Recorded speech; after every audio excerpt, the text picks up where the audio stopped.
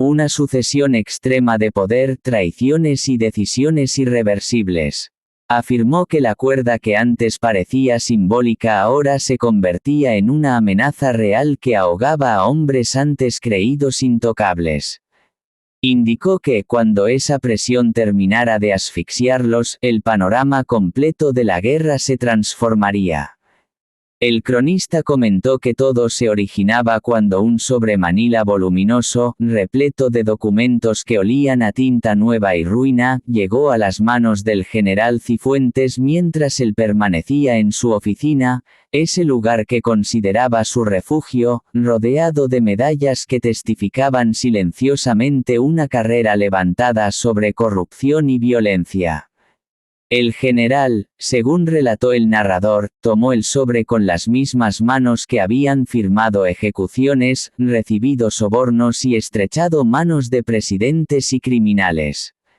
Lo abrió confiado, hasta que las fotografías cayeron sobre su escritorio y le destruyeron el mundo.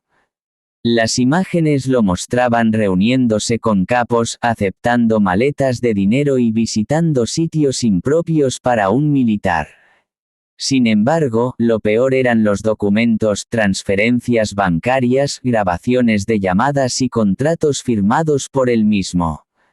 El narrador indicó que Cifuentes sintió el rostro vaciarse de color y sus manos temblar, consciente de que todos los años de impunidad habían terminado porque los Casillas, a quienes él había subestimado, lo habían acorralado. El teléfono del general sonó y el narrador explicó que, al responder con voz quebrada, escuchó a Ismael Casillas, quien expresó con frialdad que esperaba que hubiese recibido el paquete. El general preguntó qué deseaba Ismael, y éste le respondió que solo pretendía que entendiera su nueva situación, las pruebas podían hacerse públicas o desaparecer para siempre, pero él ya no tenía decisión alguna. El narrador relató que Cifuentes pidió saber qué debía hacer y Ismael aclaró que, por el momento, nada, excepto aceptar que desde ese instante obedecería cada favor solicitado si no quería terminar sus días en una prisión de máxima seguridad donde, según advirtió Ismael, sus propios soldados lo harían sufrir. Tras la llamada, el general quedó inmóvil, consciente de que había pasado de figura poderosa a marioneta controlada por Ismael. Mientras tanto, según describió el narrador, en un almacén abandonado con olor a aceite y traición, el narcotraficante conocido como El Gancho, se reunía con dos lugartenientes de Ismael. La tensión era insoportable porque todos sabían que no se trataba de negociar, sino de aceptar o morir. Los hombres mostraron un mapa, hablaron de territorios y alianzas, aunque la amenaza verdadera era rendirse o ser eliminado. El Gancho calculador aceptó la propuesta afirmando que serían socios, aunque todos comprendían que no existían socios en ese mundo, solo subordinados.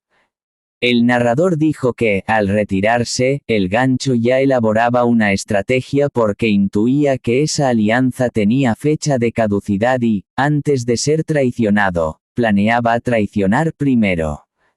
Más tarde, en un vehículo blindado camino a su territorio, su segundo, Rafa, preguntó si realmente trabajarían con los Casillas. El Gancho confirmó que sí, explicando que la traición llegaría, pero no de inmediato, y que ese tiempo serviría para fortalecerse en secreto. El narrador afirmó que Rafa entendió que estaban jugando a largo plazo. En otro punto de la ciudad, relató el narrador, un hombre elegante recibió una llamada anónima donde alguien modulaba su voz y le recordaba una noche sangrienta en Culiacán. El receptor, aterrado, comprendió que el pasado regresaba para cobrar venganza. Tras bebérselos nerviosamente, llamó a contactos clandestinos para ordenar que encontraran al autor de la llamada y lo borraran de la existencia.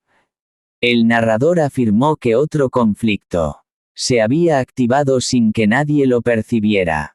Por su parte, explicó el narrador, Ismael Casillas atravesaba un barrio humilde para buscar a su madre. Él meditaba cómo enfrentarla después de años de distancia y después de haberse convertido en aquello que ella más temía.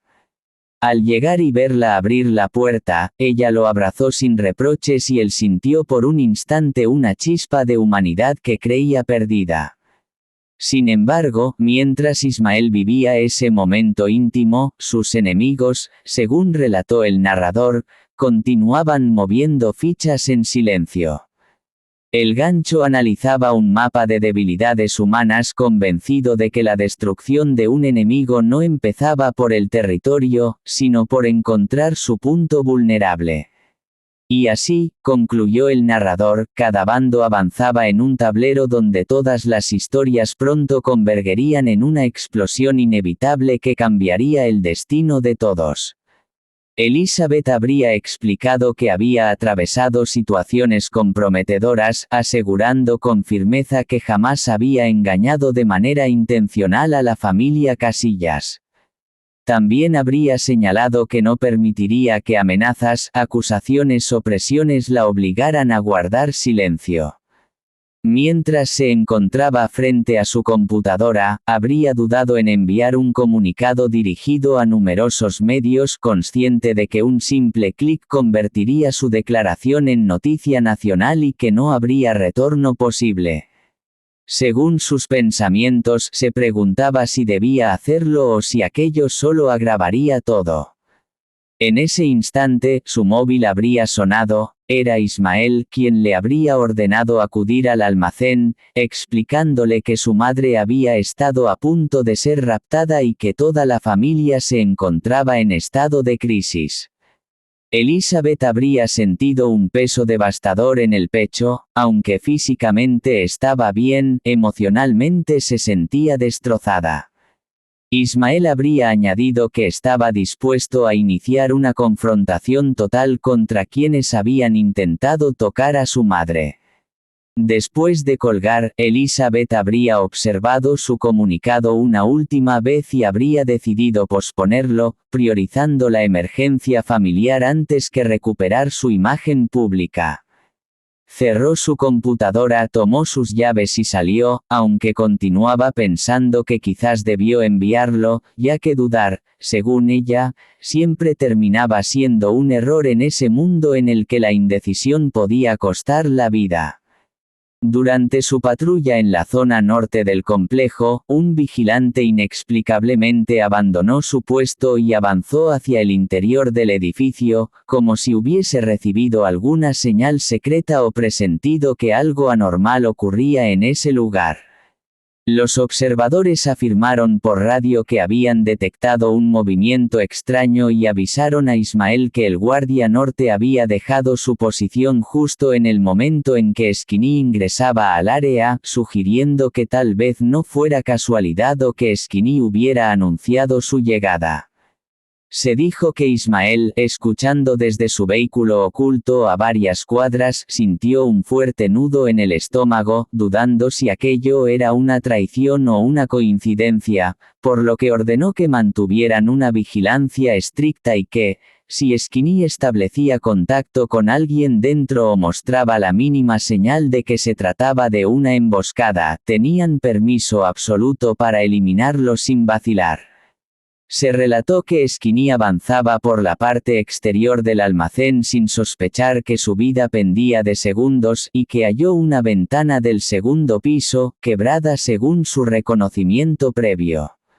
Se aseguró que él trepó utilizando un sistema de poleas preparado con antelación, moviéndose con destreza profesional hasta deslizarse al interior por la abertura, cayendo en un pasillo oscuro con olor a humedad y químicos.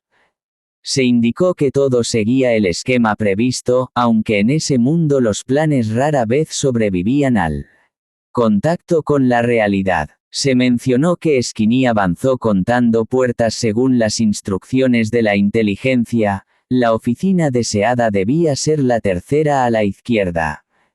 Al llegar, constató que la puerta estaba asegurada con llave y utilizó sus ganzúas con un pulso firme, consciente de que cada segundo aumentaba el riesgo de ser descubierto.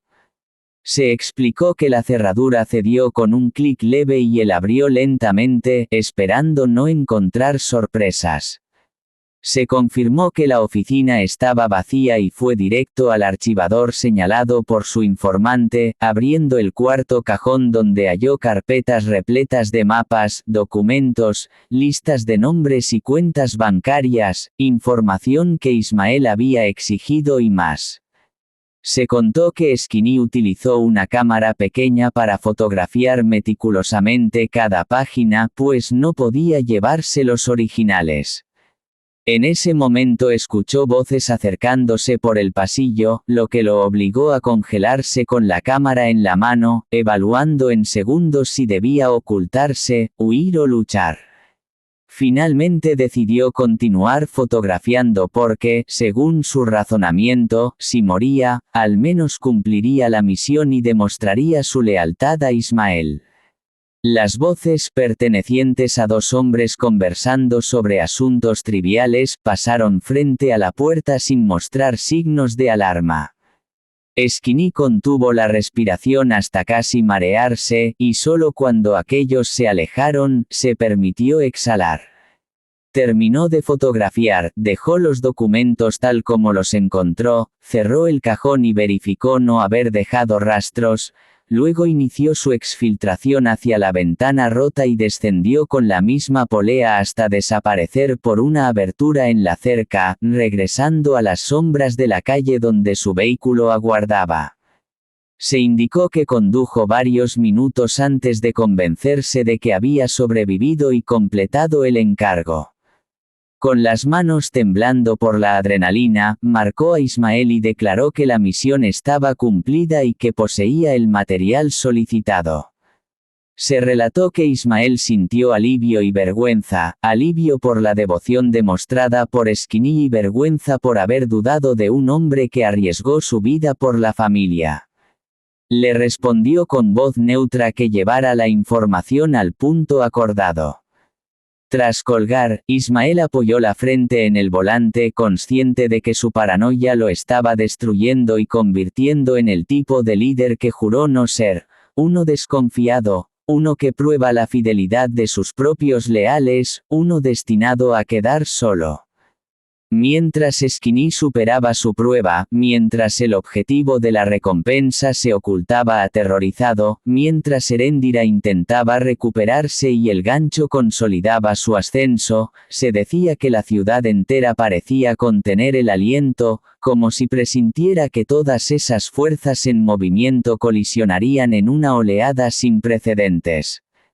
Se mencionó que, en medio del caos y los conflictos, Ismael regresaba a su refugio pensando en su madre, preguntándose si valía la pena sacrificar paz y confianza por poder, riqueza y respeto, pagando el precio de vivir temiendo a todos. Se afirmaba que en ese mundo las dudas eran un lujo peligroso, pues mientras uno razona, los enemigos atacan, y la guerra por el Imperio Casillas pasaba a una etapa donde las alianzas eran frágiles, la desconfianza sofocante y cada decisión podía ser fatal. Se explicó que la victoria costaba tanto que incluso los vencedores dudaban si habían ganado o solo sobrevivido. Se afirmó también que en el narcotráfico no existían vencedores, solo sobrevivientes, y que incluso ellos estaban condenados a caer. Se añadió que la soga alrededor de Cifuentes se cerraba, que la paranoia consumía a Ismael, que el objetivo de la recompensa vivía con terror, que Skinny arriesgaba todo en cada maniobra, que Erendira se desmoronaba, que el gancho acumulaba poder y que Elizabeth demostraba ser tan implacable como cualquiera. Todos esos hilos estaban a punto de enredarse en un nudo imposible de desatar, y cuando alguien lo cortara, la sangre correría. El narrador concluía que esto apenas comenzaba y que lo peor estaba por llegar.